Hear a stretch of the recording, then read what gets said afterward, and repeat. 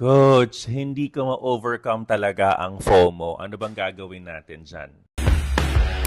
Alamin natin, this is Coach Miranda Minor. Unang-una, FOMO is fear of missing out. Pakiramdam mo na iiwan ka na sa market, naiiwan ka because marami nang kumita, ikaw pa rin kumikita at this point. How do you avoid this, mga kamiranda?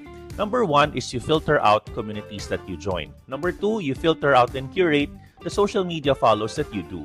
Normally, whenever someone posts a very good PNL, ikaw ay nagkakaroon ng stimulant or a catalyst to be able to participate. Sa pag-iwas ng mga ganitong mga social media posts, mga kamiranda, then you can definitely help yourself remove that stimuli. Of course, number two is discipline and create your trading zone and trading rules. Yung mga bagay na yan can help you stop yourself on ensuring na hindi ka basta-basta pumapasok sa ganitong mga klaseng mga biglaang trades.